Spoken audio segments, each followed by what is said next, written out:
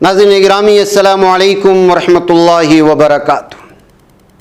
सीधी बात के ताज़ा तरीन प्राइम टाइम में आप लोगों का इस्तकबाल है। नाज़रीन गिरामी, मैं अंसार अज़ीज़ नदवी।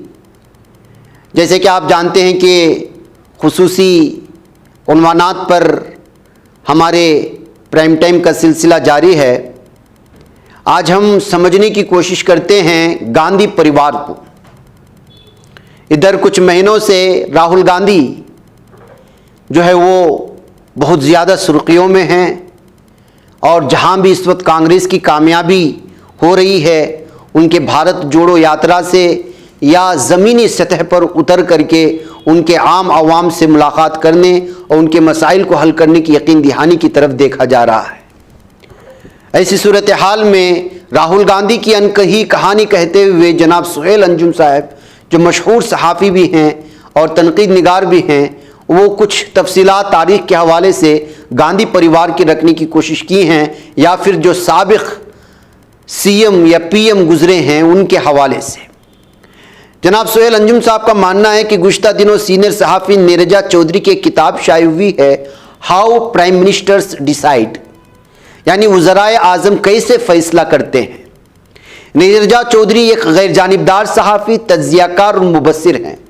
वो गुज़श्ता 50 वर्षों से सहाफ़त से वाबस्ता हैं और उन्हें मुतअद्दिद हुकूमती व सियासी फ़ैसलों को बज़ाते ख़ुद देखने का मौका मिला है। उन्होंने अपनी किताब में 6 वज़राए आज़म के काम के तरीक़ों और फ़ैसलों को अपने आँखों से देखा और मज़कूरा किताब में बयान दिया।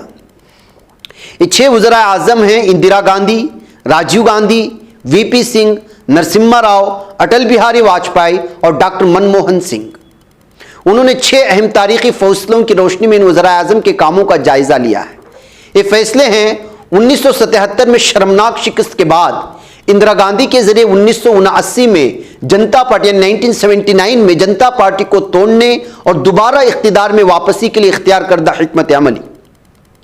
राजीव गांधी के ज़रिए शाहबानू केस में सुप्रीम कोर्ट के फैसले को पलटना, अपनी हुकूमत बचाने की खातिर वीपी सिंह की जानिब से मंडल कमीशन का निफाज, नरसिम्हा राव का वो फैसला जिसके नतीजे में बाबरी मस्जिद का इन्हिदाम होना, तेजी से तगय्युर पजीर सियासी सूरत हाल में अटल बिहारी वाजपेयी का न्यूक्लियर धमाके का फैसला और डॉक्टर मनमोहन सिंह का अमेरिका के साथ तारीखी न्यूक्लियाई मुआहिदा। ये फैसले थे जिनको तारीख ने इनको जिंदा रखा। नीरजा चौधरी ने अपनी किताब में सोनिया गांधी की जानिब से वज़ीर आज़म के मनसब को इख्तियार न करने के फैसले के बारे में भी लिखा है और जो कुछ लिखा है उसे बहुत कम लोग जानते हैं, बल्कि शायद कोई नहीं जानता। उन्होंने ये फैसला क्यों किया, किसके कहने पर किया और उससे राहुल गांधी का क्या ताल्लुक है, इस पर बड़े जज्बाती अंदाज में रोशनी डाली गई है। सीनियर सहाफ़ी आशुतोष ने अपने एक मजमून में इसका जिक्र किया और लिखा है कि राहुल गांधी पुख्ता अज़्म इरादे के मालिक हैं और वो जो फैसला कर लेते हैं उसको कोई भी नहीं बदलवा सकता। नीरजा चौधरी डॉक्टर मनमोहन सिंह को वज़ीर आज़म बनाए जाने के वाक़े का जिक्र करते हुए लिखती हैं कि सोनिया गांधी सोफे पर बैठी थी, प्रियंका गांधी और मनमोहन सिंह भी थे। इतने में सुमन डुबे वहां पहुंचे। सोनिया गांधी परेशान लग रही थी। दरियासना राहुल गांधी दाखिल होते हैं और हम सब के सामने अपनी मां से कहते हैं कि मैं आपको वज़ीर आज़म नहीं बनने दूंगा। मेरी वालिद का कत्ल किया गया, मेरी दादी को कत्ल किया गया, 6 माह में आप भी हलाक कर दी जाएंगी। वो लिखती हैं कि राहुल गांधी ने धमकी दी कि अगर वो उनकी बात नहीं मानेंगे तो वो इंतहाई कदम उठाने पर मजबूर हो जाएंगे। नीरजा साबिक मरकजी वजीर और नेहरू गांधी खानदान के मोतमद नटवर सिंह के हवाले से लिखती हैं कि ये कोई मामूली धमकी नहीं थी। तकमीली तलबीना, ताकत, सेहत और शिफा के लिए सुन्नत और तिब्बे नबवी का बेहतरीन नुस्खा। नाज़रीन, क्या आप भी खुशहाल मालदारों की तरह कामयाब बिजनेस करके हजारों और लाखों रुपए कमाना चाहते हैं? अगर आपकी हाँ है तो आज ही से अपने इलाके में तकमीली तलबीना का आसान बिजनेस करना शुरू करें और चंद ही महीनों में कामयाब बिजनेसमैन बनने के तरीके बेहतरीन तजुर्बों के साथ सीखें। बिजनेसमैन बनने का ये मौका कहीं आपके भी हाथ से चला न जाए, इसलिए अभी हमसे राब्ता करें। 9890963757। Takmili food products private limited, Malegaon, India. Rahul एक मजबूत इरादों के इंसान हैं। उन्होंने अपनी मां को फैसला करने के लिए 24 घंटे का वक्त दिया। जैसा कि दुनिया जानती है कि फिर सोनिया गांधी वजीर आजम नहीं बनी, उन्होंने डॉक्टर मनमोहन सिंह को वजीर आजम बना दिया। वो कांग्रेस में थे लेकिन कोई बड़ा सियासी कद नहीं रखते थे। उस वक्त राहुल गांधी की उम्र 19 साल थी और अगर उस वक्त उन्होंने इसरार किया होता कि उनकी वालिदा ही वज़ीर आज़म बनेंगी तो इसमें उनकी कोई गलती नहीं होती।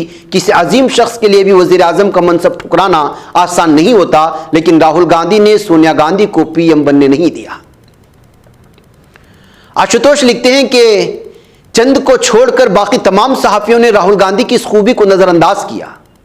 उन्होंने उन्हें एक कमज़ोर और झिझकने वाला या मुतज़लज़ल सियासतदां करार दिया, लेकिन इब्तिदाई झिझक के बाद उनके इस नज़रिए में वजाहत और शफाफियत आ गई है कि वो कांग्रेस को किस सिमत में ले जाना चाहते हैं और मोदी की ज़ेर क़ियादत बीजेपी से उसे किस तरह का मुकाबला करना है।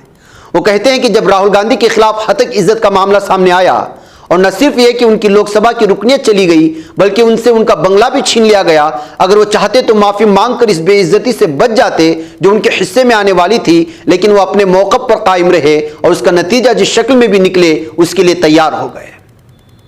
इनके ख्याल में राहुल गांधी की शख्सियत को पहचानने के बारे में ईमानदाराना फैसला नहीं किया गया।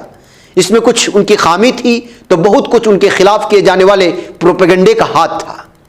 इस दौरान एक ऐसा सियासी माहौल बना दिया गया कि जिसमें अपोजिशन पार्टियों उनके रहनुमाओं के बारे में हकीकत पसंदाना जायजा गुनाह समझा जाने लगा और मोदी पर तनकीद इहानत मान ली गई।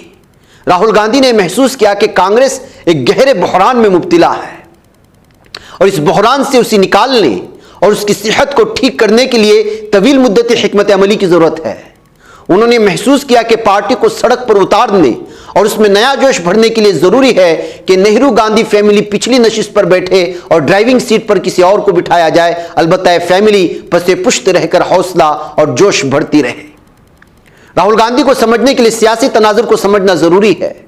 बदउनवानी के खिलाफ अन्ना हजारी की कामयाब तहरीक के बाद राहुल गांधी के लिए बहुत आसान था कि वो डॉक्टर मनमोहन सिंह की जगह पर वज़ीर आज़म बन जाते और उस वक्त यह अफवाह थी कि राहुल गांधी मनमोहन सिंह को हटाकर हुकूमत और कांग्रेस को बचा सकते हैं। अगर उनके अंदर अपने चचा संजय गांधी के अज़ाइम का जरा भी अंश होता तो ये काम कर डालते। इमरजेंसी के दौरान संजय गांधी की उम्र 20 साल के आसपास थी। उस वक्त इंदिरा गांधी के बाद दूसरे ताकतवर सियासतदान थे। उधर यूपीए की 10 साल हुकूमत में Rahul Gandhi member of parliament थे, लेकिन उन्होंने कभी इसका इजहार नहीं किया कि वो इख्तिदार पर काबिज होना चाहते हैं। 2019 के पार्लियामानी इंतखाबात में जब कांग्रेस की शिकस्त हुई तो वो पार्टी सदर थे। उन्होंने इस शिकस्त की जिम्मेदारी लेते हुए सदारत से इस्तीफा दे दिया। उन पर बहुत दबाव पड़ा मगर उन्होंने इस्तीफा वापस नहीं लिया। उन्होंने इस बात को भी यकीनी बनाया कि इनके खानदान से भी कोई वज़ीर आज़म ना बने। अगर वो इख्तिदार के भूखे होते तो सदारत से इस्तीफा नहीं देते। तकरीबन हर पार्टी किसी एक खानदान के इर्द गिर्द घूमती है और कोई भी नेता इलेक्शन हारने के बाद पार्टी की बागडोर दूसरे हाथ में नहीं सौंपता। आज अगर मल्लिकार्जुन खड़गे की क़ियादत में कांग्रेस बेहतर पोजीशन में नजर आ रही है तो उसका सेहरा राहुल गांधी के सर जाता है।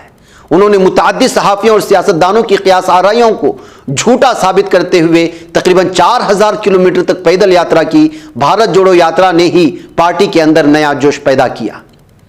आज ऐसी अफवाह है कि राहुल गांधी अपोजिशन की इत्तेहाद इंडिया की क़ियादत करने के संजीदा दावेदार हैं। इस अफवाह का मकसद अपोजिशन जमातों में इख्तिलाफ पैदा कराना है। खड़गे ने वाज़ेह तौर पर कहा है कि कांग्रेस को वज़ीर आज़म के ओहदे में दिलचस्पी नहीं है। उनके बकौल हम सिर्फ बीजेपी को हराना चाहते हैं। राहुल गांधी भी एक बात कह चुके हैं। पार्लियामानी इंतखाब का वक्त करीब आता जा रहा है। इलेक्शन में अवाम का क्या फैसला होगा इस बारे में कुछ नहीं कहा जा सकता, लेकिन एक बात तय है कि अब कोई भी राहुल को नज़रअंदाज नहीं कर सकता। लिहाजा आने वाले दिनों में बीजेपी की जानिब से राहुल पर हमला तेज कर दिया जाएगा, जैसा कि अब देखा जा रहा है।